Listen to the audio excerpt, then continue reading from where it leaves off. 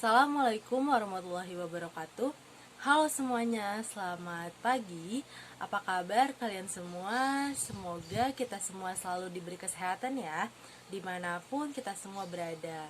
Nah, pada kesempatan kali ini, Ibu akan melanjutkan materi dari Ibu Wulan, yaitu mengenai lembaga peradilan yang ada di Indonesia. Silahkan disimak ya pembahasannya. Selanjutnya kita akan membahas subbab kedua, yaitu mengenai sistem peradilan di Indonesia. Apa aja sih yang akan kita bahas? Yang pertama adalah makna lembaga peradilan, kedua dasar hukum lembaga peradilan, ketiga klasifikasi lembaga peradilan, empat perangkat lembaga peradilan, lima tingkatan lembaga peradilan, dan yang terakhir adalah peran lembaga peradilan. Kita akan membahas dari yang pertama, makna lembaga peradilan. Nah, lembaga peradilan ini adalah lembaga negara yang mengawasi pelaksanaan dari suatu kaidah hukum yang merupakan wahana bagi setiap rakyat yang mencari keadilan untuk mendapatkan haknya sesuai dengan ketentuan hukum yang berlaku. Nah, berbicara mengenai lembaga peradilan nasional, tentu saja tidak terlepas dari konsep kekuasaan negara.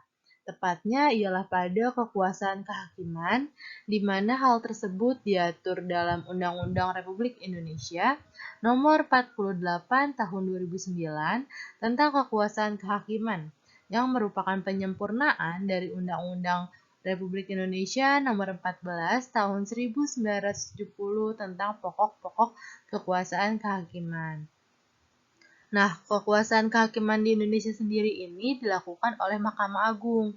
Nah, Mahkamah Agung ini memiliki badan peradilan yang ada di bawahnya, yaitu Peradilan Umum, Peradilan Agama, Peradilan Militer, dan Peradilan Tata Usaha Negara, serta Mahkamah Konstitusi. Nah, lembaga tersebut ini memiliki peran sebagai penegak keadilan dan dibersihkan dari setiap intervensi atau campur tangan baik lembaga legislatif, eksekutif, maupun lembaga-lembaga lainnya. Nah, selanjutnya ada perbedaan antara peradilan dan pengadilan. Jadi sebenarnya peradilan dan pengadilan ini tentu saja berbeda, di mana peradilan menunjuk pada proses mengadili perkara sesuai dengan kategori perkara yang diselesaikan.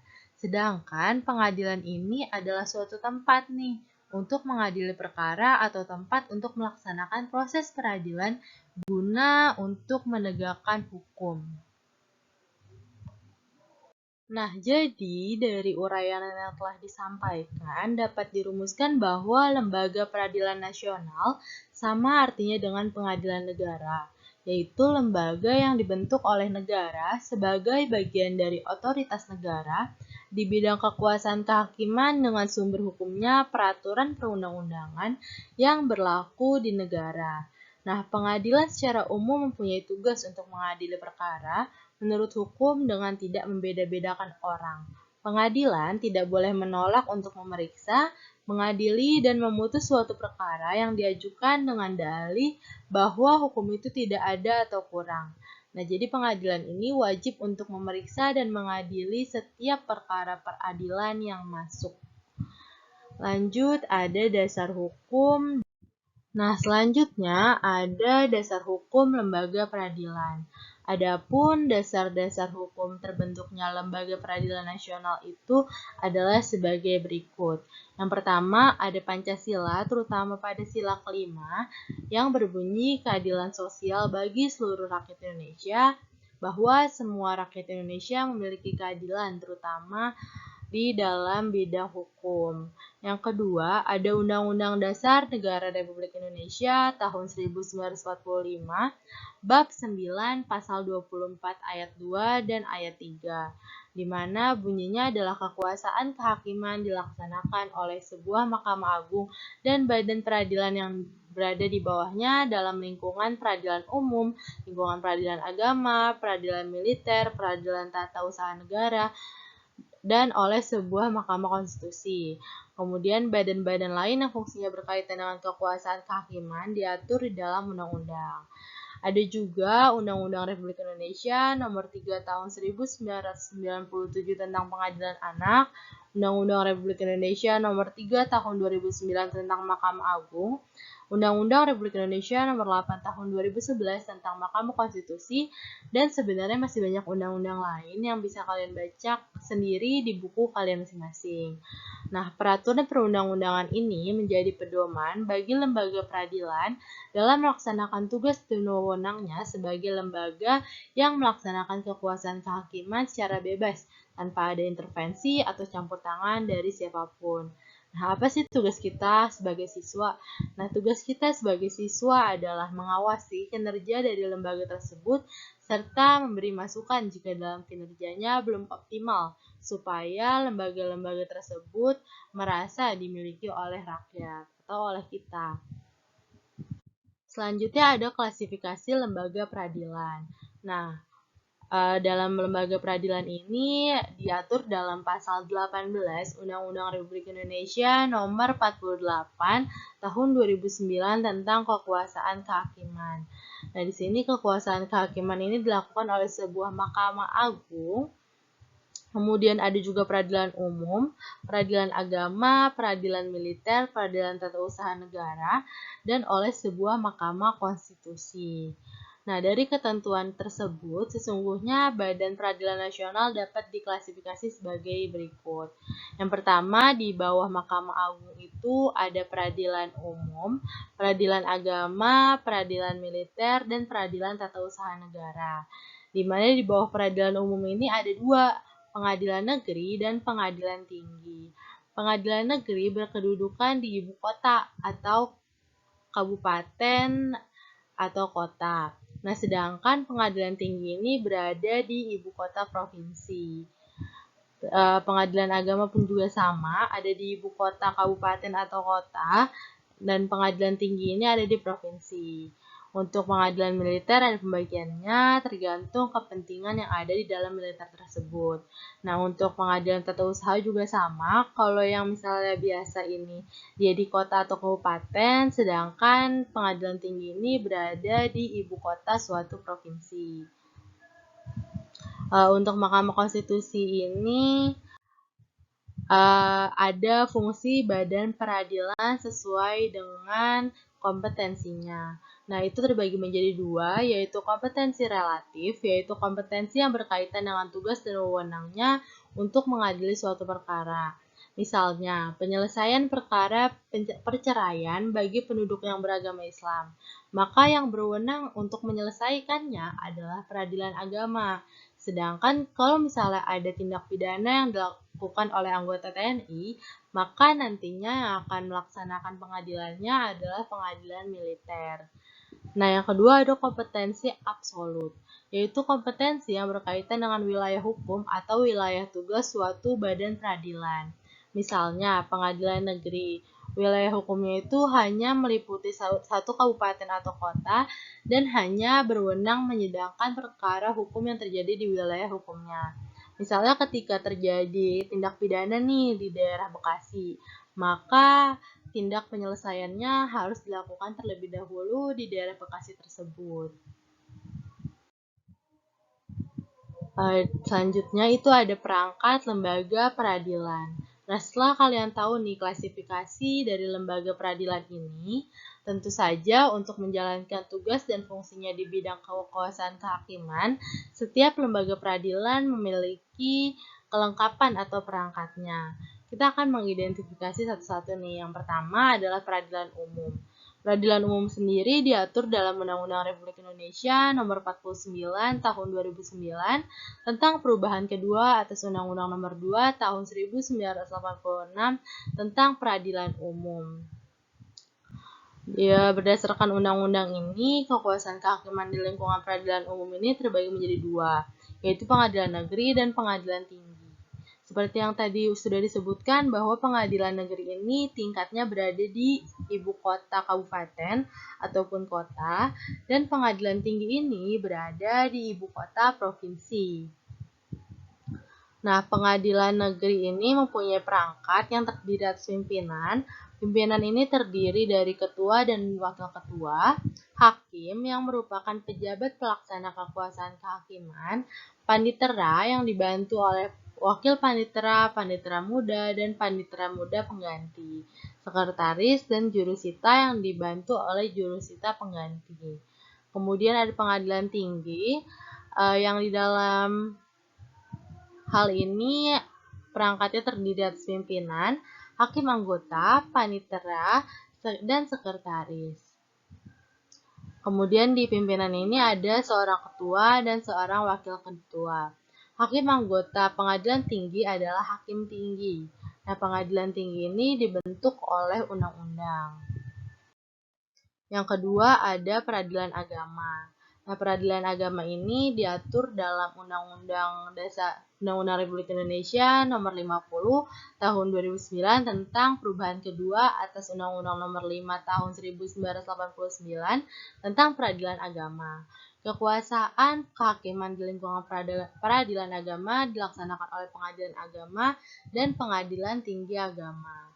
Nah, sama kayak yang sebelum-sebelumnya, letaknya ini di kota dan ini di provinsi. Kemudian pengadilan agama merupakan pengadilan tingkat pertama yang dibentuk oleh keputusan presiden. Nah, perangkatnya terdiri kurang lebih sama untuk perangkat keduanya. Kemudian usul hakim dalam pengadilan agama ini diangkat dan diberhentikan oleh presiden selaku kepala negara sesuai dengan usul Menteri Agama berdasarkan dengan persetujuan dari Mahkamah Agung. Kemudian kita lanjut perangkat di pengadilan militer. Nah, peradilan militer sendiri diatur dalam Undang-Undang Republik Indonesia Nomor 31 Tahun 1997. Kemudian dalam hal ini pengadilan adalah badan yang melaksanakan kekuasaan kehakiman di lingkungan peradilan militer yang meliputi pengadilan militer tinggi, pengadilan militer utama, dan pengadilan militer pertempuran. Kemudian di dalam hal ini dikenal dengan adanya auditorat, yaitu badan di lingkungan TNI yang melakukan kekuasaan pemerintahan negara di bidang penuntutan dan penyidikan berdasarkan pelimpahan dari Panglima TNI. Auditorat terdiri atas auditorat militer tinggi, auditorat jenderal, dan auditorat militer pertempuran. Yang terakhir ada peradilan tata usaha negara. Nah, pengadilan tata usaha negara ini kurang lebih sama dengan pengadilan sebelum-sebelumnya. Untuk anggotanya sendiri, pengadilan tata usaha negara ini merupakan pengadilan tingkat pertama yang dibuat oleh berdasarkan keputusan presiden juga. Kemudian hakim pengadilan adalah pejabat yang melaksanakan kekuasaan kehakiman yang diangkat dan diberhentikan oleh presiden atas usul ketua Mahkamah Agung. Nah, wakil ketua dan hakim pengadilan di tata usaha negara ini disumpah oleh ketua pengadilan tata usaha negara. Yang terakhir ada Mahkamah Konstitusi. Perangkat Mahkamah Konstitusi ini terdiri atas 9 orang hakim konstitusi yang terbagi atas ketua yang merangkap sebagai anggota, wakil yang merangkap sebagai anggota, dan juga 7 anggota hakim konstitusi. Nah, ini diajukan oleh masing-masing 3 orang oleh DPR, Presiden, dan Mahkamah Agung, kemudian ditetapkan oleh Presiden. Untuk kelancaran tugas Mahkamah Konstitusi dibantu oleh sebuah sekretariat jenderal dan kepaniteraan yang susunan organisasi, fungsi, tugas, dan wewenangnya diatur lebih lanjut dengan keputusan Presiden atas usul Mahkamah Konstitusi. Nah, masa jabatan dari Mahkamah Konstitusi ini adalah 5 tahun dan hanya dapat dipilih kembali sebanyak 1 kali. Kemudian ketua dan wakil ketua dipilih dari dan oleh hakim konstitusi untuk masa jabatan 3 tahun. Nah, hakim konstitusi ini adalah seorang pejabat negara. Lanjut, ada tingkatan lembaga peradilan.